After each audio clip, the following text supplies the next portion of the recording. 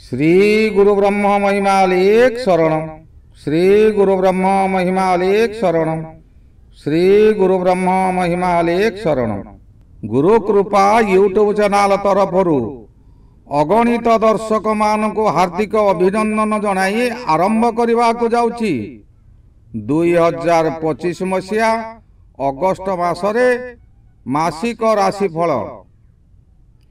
एही राशिफल आरंभ करने पूर्वर आपण मान को मोर विशेष अनुरोध, जेउ माने प्रथम करी आमर एही चैनल को आसीचंती से माने गोटिए सब्सक्राइब करंतु और पाखरे आसुथिबा बेल आइकन को दबाई दियंतु, जहा द्वारा कि आमर जेउ समय रे वीडियो अपलोड हेबो सर्वप्रथमे आपण मान को पाखरे पहुंची पारिबो।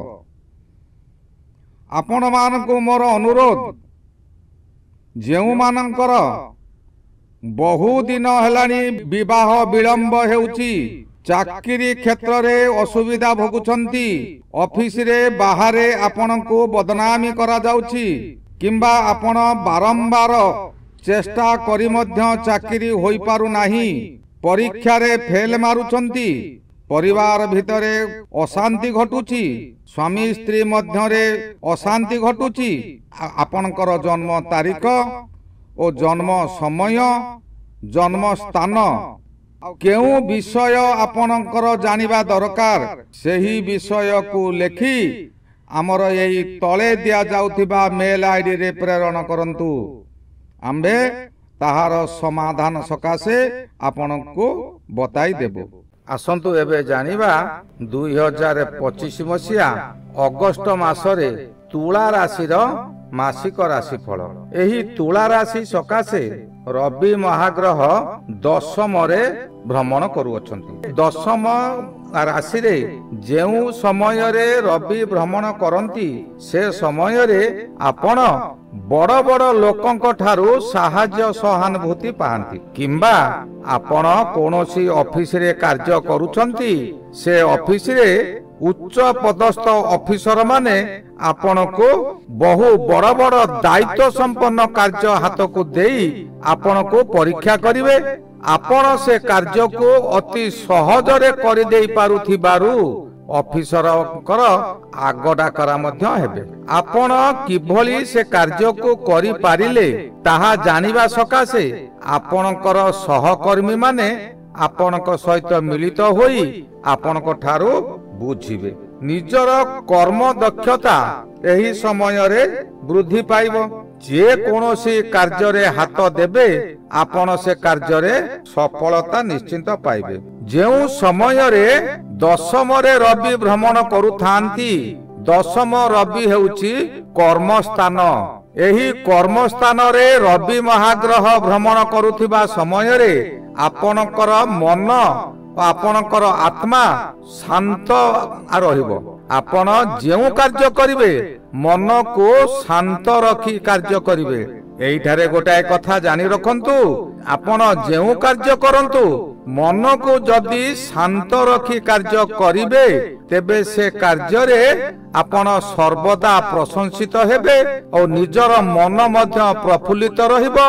प्रत्येक स्थान रु आपण प्रशंसा पाइबे। एणु सर्वदा जे कोनोसी कार्य करंतु मन को शांत रखी कार्य करंतु, सेही कार्य रे मन निवेश करंतु, तेबे आपण प्रत्येक कार्य रे सफलता पाइबे। मासर 17 तारिख ठारू रवि महाग्रह एकादश को जिबे।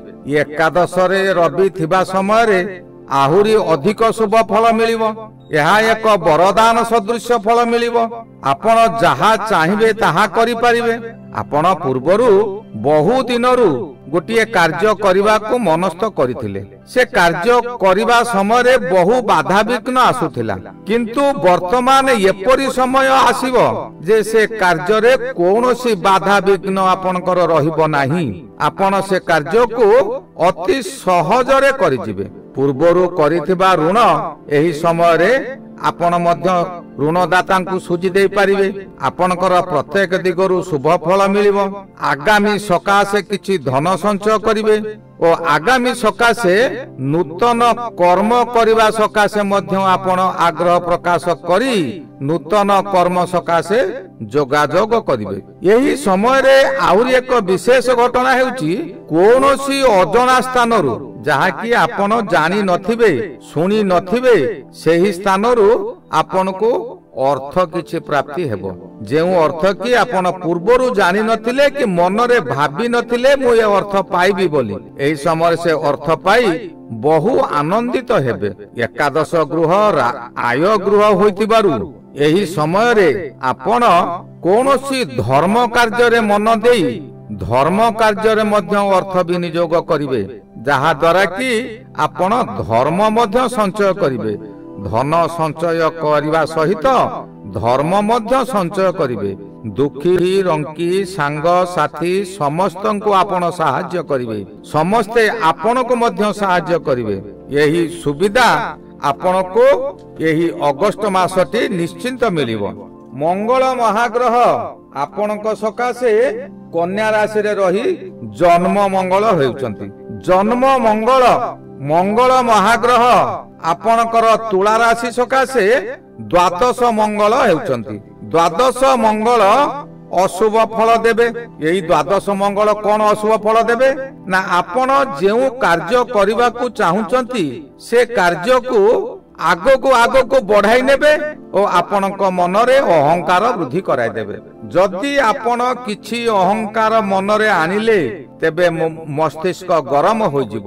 ମସ୍ତିଷ୍କ ଗରମ ହେବା ଦ୍ୱାରା ଆପଣଙ୍କର ମୁଣ୍ଡ ବୁଲାଇବା ସହିତ ଶରୀର ମଧ୍ୟ ଗରମରେ ଥରି ଉଠିବ। ରାସ୍ତାରେ ଯିବା ସମୟରେ କିମ୍ବା ଆପଣଙ୍କ ଗୃହରେ କିମ୍ବା କର୍ମକ୍ଷେତ୍ରରେ କୌଣସି ଦୁର୍ଘଟଣା ଘଟିପାରେ। ତାହା ମାନସିକ ଦୁର୍ଘଟଣା ହୋଇପାରେ କିମ୍ବା ଶାରୀରିକ ଦୁର୍ଘଟଣା ହୋଇପାରେ। ଏଥିପ୍ରତି ସର୍ବଦା ସତର୍କ ରହିବାକୁ ପଡିବ।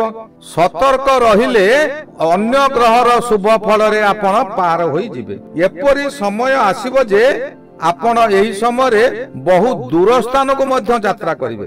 ଗୃହରେ କିମ୍ବା ବ୍ୟବସାୟ କ୍ଷେତ୍ରରେ କିଛିଟା ଶତ୍ରୁତା ବାହାରିବେ, ଯେଉଁ ଶତ୍ରୁ ଦ୍ୱାରା ଆପଣ ପ୍ରଥମେ ହତୋତ୍ସାହ ହୋଇଯିବେ, କିନ୍ତୁ ପରବର୍ତ୍ତୀ ସମୟରେ ତାହା ସୁଖରେ ପରିଣତ ହେବ। ବୁଧ ମହାଗ୍ରହ ଏହି ସମୟରେ ଦଶମରେ ଅଛନ୍ତି। ଦଶମ ବୁଧ କିଛି ଅଶୁଭ ଫଳ ଦିଅନ୍ତି ବା ଏହା ମଧ୍ୟମ ଫଳ ଦେବେ।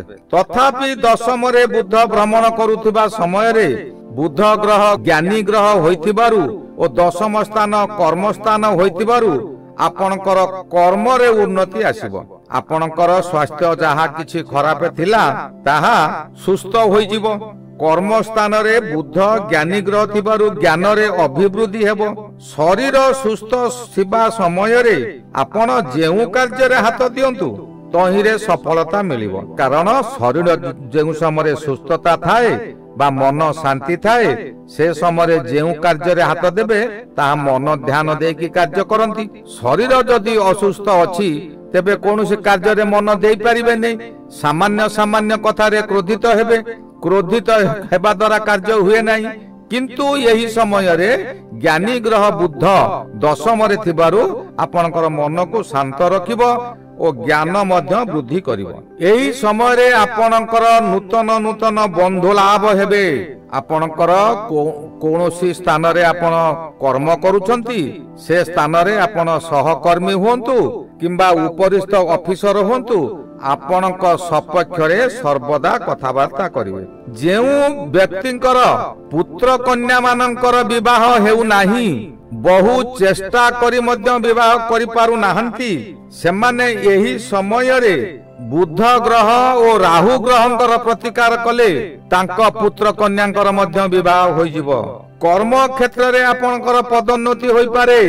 ବିଶେଷ କରି ଦଶମ ବୁଧ ଅଧିକ ଶୁଭ ଫଳ ଦେଇଥାନ୍ତି। ହସ ଖୁସିରେ ସମୟ ବିତାଇଥାନ୍ତି।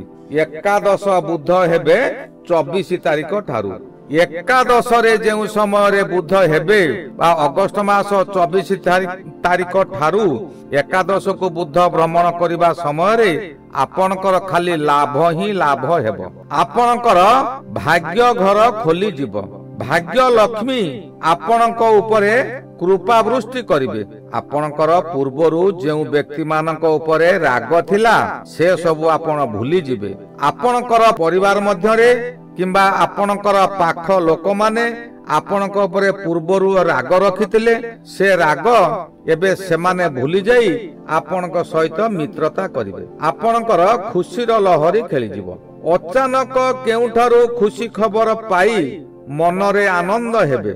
जे कोनोसी व्यवसाय कले मध्य आपण खाली लाभ ही लाभ हेबो। पुराना शत्रु माने मित्र पालटी जिवे। शरीर सुस्थ रहिबो।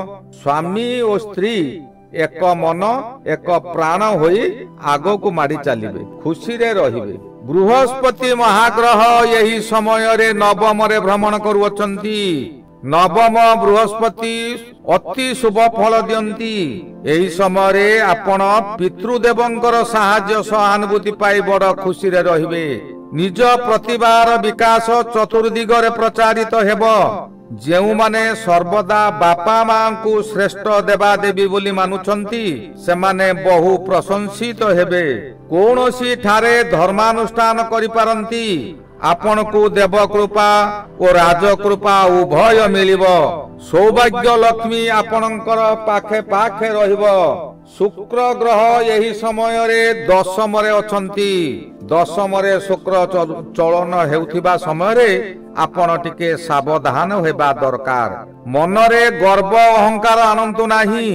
निजर शौकीनी करंतु नाही बरं अन्य मानकर सुख सुविधा देखंतु। नचेत आपण पूर्व निर्धारित काम करि न पारी मनरे विभिन्न दुश्चिंता घारिबो। समय समय एपरि मनरे क्रोध आसीबो जहा द्वारा सर्वदा विचलित रहिबे। आपण जेउ स्थानरु बा जेउ व्यक्ति मानक ठारू सम्मान पाउथिले एबे सेही ठारू अपमानित हेबे। आपण जदि मन को शांत रखिबे समस्तंक सहित मिलिमिशि चलिबे क्रोध को अंतर भितरे चापी रखिबे तेबे आपण एही समय रे अति खुशी रे कटिबे। एही दशम शुक्रर फल आपण को मिलिबो नाही। शनि महाग्रह यही समय रे अति शुभ फल देबे। शनि महाग्रह एही समय रे षष्ठ रे भ्रमण करुअछंती। षष्ठ शनि सर्वदा सुख फल दियंती। अर्थ आय करंती। जेउठारु अर्थ न आसीबा स्थानरु ही अर्थ आसीबो। हठात केउठारु अर्थ मिलिबारु आपण करिथिबा ऋण मान सबु परिशोध करिदेबे। आपणकर शरीर सुस्थ हेबा कारणरु आपणकर शक्ति वृद्धि हेबो। आपण जहा चाहिबे ताहा करि पारिबे। प्रत्येक कार्य रे आपण को सफलता मिलिबो। शत्रु माने आपण कठारु दूरे जिबे किंबा आत्म समर्पण करिबे। आपण हस हस मुहरे तांकु स्वागत करंतु। जदि अहंकार रे किछि करि बसिबे तेबे शनि देव कोपित होई आपण को नाना दिगरु असुविधा मान पकाइबे। ऋणदाता आपणक पाखरे रही अधिक अर्थ देबा को प्रवर्ताइबे किंतु सावधान ऋण करंतु नाही। यह शनि देवंकर एक परीक्षा। गोटिए कथा सर्वदा ध्यान रखिबे शनि देव हेले सुनारी आउ आपण हेले सुना। बारंबार से आपण को परीक्षा करिवो। खाद्य मिसिले अर्थात अन्याय अनीति कले शनि देव बाप हेले मध्य काहा को छाड़ती नाही। यही गला 2025 मसिया अगस्त मासरे तुला राशि मासिक राशि फल। श्री गुरु ब्रह्म महिमा अलेख शरण। श्री गुरु ब्रह्म महिमा अलेख शरण। श्री गुरु ब्रह्म महिमा अलेख शरण।